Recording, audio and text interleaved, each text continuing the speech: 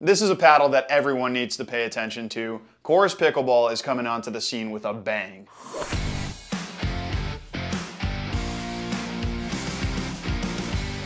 Hey everybody, it's Luca from Rackets Runners. Yes, we're talking about another pickleball paddle company today, but considering how unique this paddle's playability is, I'm all for it. I love where we're at in pickleball right now. It kind of feels like the Wild West with engineers getting to try whatever they want, and whoever's in charge at Chorus definitely got it right. Now before we get into any of that, let me remind you that any of the paddles we talk about on this channel you can check out on our website, racketsandrunners.ca. Also, please remember to like the video, subscribe to the channel, follow me in the store on Instagram, and let me know in the comment section what you want me to cover next. So first, let's talk about some of the more standard stuff here. Obviously, this is a hybrid paddle with an identical shape to 6Zero's hybrid paddles, the flashes from Vatic, and the logo from Bread and Butter. It's 16.3 inches long with a 5.5-inch handle. It weighs 8.1 ounces and has a 16mm core with a swing weight of 117. Pretty standard stuff, but taking a closer look at this top sheet, you can see a very cool and unique weave. That's where the technology starts. This top layer of carbon is Toray 3D 18K cubic carbon fiber, which is very difficult to say, but it's unique in that it's supposed to be very flexible, but also stable in every direction. So that's the most visually obvious piece of technology, but it certainly doesn't stop there. There are actually 3 layers of material before the core, and the next one is a standard sheet of T700 carbon. The last layer isn't as flashy as this carbon pattern, but it's just as important, perhaps even more so.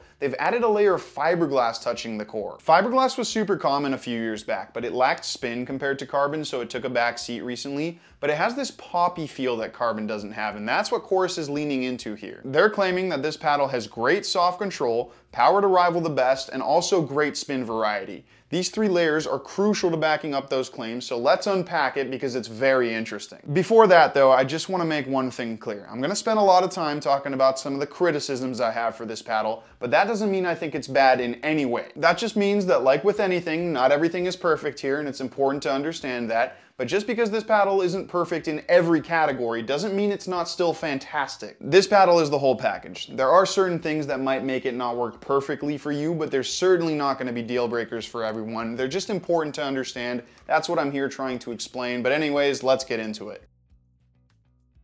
If you're new to these reviews, I always like to start with paddle feel because it's key to understanding what kind of connection you're going to have with the ball, and it can also be very important in explaining playability down the line. This is one of the most unique feeling paddles I've ever tested, and that's because there's such a different response off the paddle face for different types of shots. Chorus is not messing around with their claims of incredible soft control for touch shots and then a more poppy feel on fuller strokes. Honestly, this feels almost as plush as non-thermoform paddles in the soft game. I was testing it alongside Kevlar paddles because this is another type of paddle that feels softer in the touch game, and the difference is night and day. The Chorus is significantly softer than this J2K. Now that might sound surprising and maybe even a little disappointing to some of you considering this is a thermoformed paddle, but don't worry, the thermoforming kicks in. As soon as you're hitting with a more fast and full stroke, this becomes a much more powerful paddle. I think the reason it starts off soft is because this top sheet that Chorus is claiming is so flexible actually overpowers the stiffness of thermoforming, at least at slower pace shots, because you're not crushing into the paddle as hard. You're basically only pushing the ball into the top sheet there, and as soon as you start upping the pace, you're pushing the ball deeper into the core, which is where you get that thermoformed feel. And then you've got the fiberglass, and I've said many times on this channel how much I like the feel of fiberglass,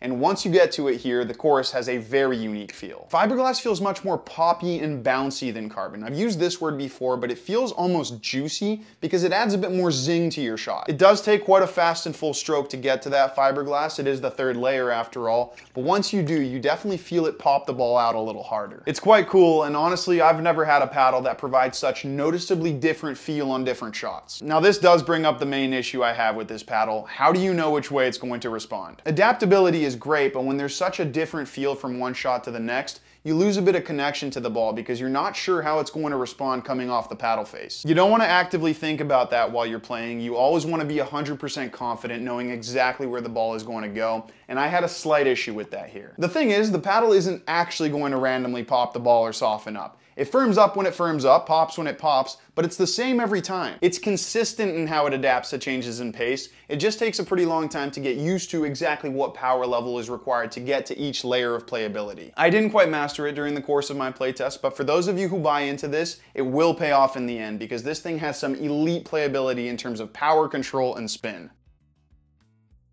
So with all this talk about adaptability, how does it actually transfer to spin? Well, as you can imagine, it's quite different for fast and slow-paced spin shots. So first, let's talk about its performance in the slow spin game. It's absolutely elite for slower-paced spin shots, and I don't think I'm exaggerating when I say it's the best paddle in that one department right now. All these adaptive paddles are good for slow-paced spin shots. That's one of the things that makes them so much more well-rounded than Gen 2s, but these being noticeably softer makes them that little bit better. Slow-paced spin shots are very skill-based. They require a high level of finesse and technique, but they are made easier when your paddle is softer because increased dwell time gives you more time to shape the ball. And of course, this hybrid shape is better in the slow spin game. It's more responsive to little wrist movements than elongated paddles, so that complements its softness perfectly. It's really quite an accomplishment that Chorus has been able to make this paddle perform so well for this type of shot, and if it's something you use in your game, then I would really recommend at least trying it. I was really pushing my own boundaries for what I thought I could do with finesse spin shots. Anything from low dipping passing shots to flicky roll volleys, this paddle performed almost perfectly for them, and it was really fun to use. Now how about faster paced spin shots?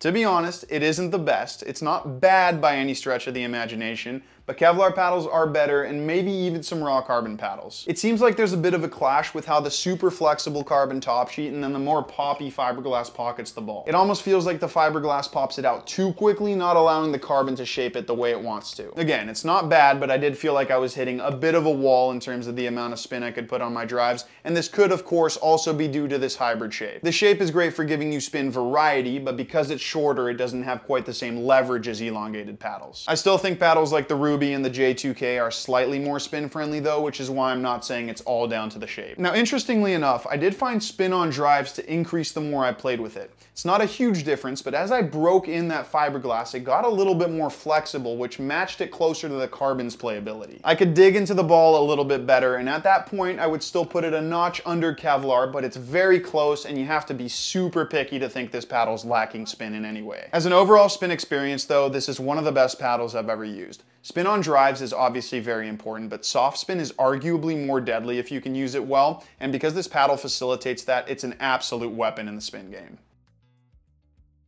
I alluded to how good control is in the feel section, but I'm going to say this right now. This is the first thermoform paddle that's actually elite in the control game other than the Luxe Control Airs. Something like a raw carbon Gen 2 is fine for control. They're solid, but they're not soft, so they won't help you guide the ball, and they're also a little bit limited in their control profile. Now, adaptive paddles totally revolutionized what we thought was possible for thermoform paddles in the control game because they feel softer on touch shots.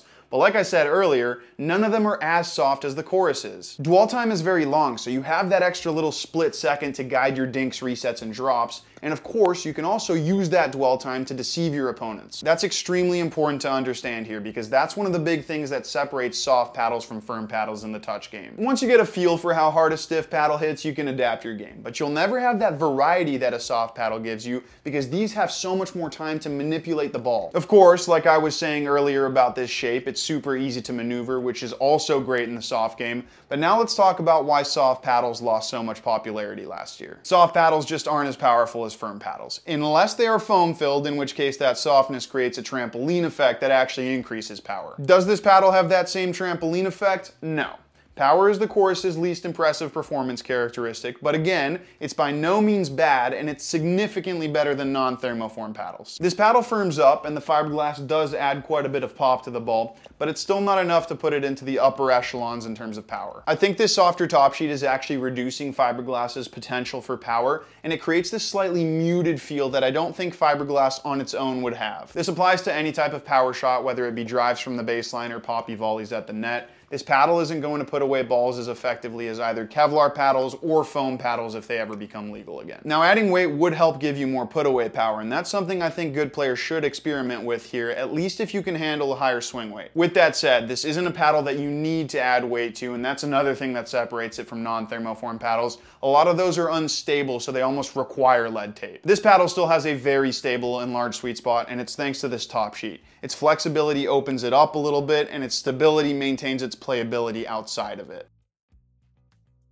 To me, this is a paddle that really good players are gonna like and beginners are gonna like. The only people who might not like it are intermediates and lower level advanced players who have a hard time figuring out its adaptive playability. In particular though, really high level players are going to love how much variety it allows them to play with. In the spin game, it's almost asking you to create unique shots, which is a really cool sensation. Also, one thing that good players seem to have maintained despite the rise of thermoform paddles is a preference for softness. The biggest skill gap in pickleball is still in the touch game, so a paddle that excels there is almost a must if you want to take over points in the kitchen. Lower level players will like it because it gives them good touch and control, which is crucial while you're learning the fundamentals of pickleball, but it also won't limit them in the power and spin game compared to non-thermoform paddles. Intermediates who perhaps don't have the skill to master a paddle with so much variety may get a little bit frustrated with it if it starts randomly popping the ball on them. Something with a more standard feel may be better for now, but if you are a higher level intermediate and you keep developing, you'll eventually appreciate what makes it so special. Personally, I may actually switch to it. This paddle was helping me out immensely in the touch game, and I'm starting to really appreciate this hybrid shape despite its slight flaws in terms of leverage. The only thing holding me back is that unique adaptive feel. I don't have full confidence with it on my drives, but I need to stop driving all the time anyway, and I'm sure I'll dial it in eventually, so it could be worth the change. With that said, that is going to be the end of this review. Thank you so much for watching, and remember that if you want to demo this paddle or any others, you can come visit us in store,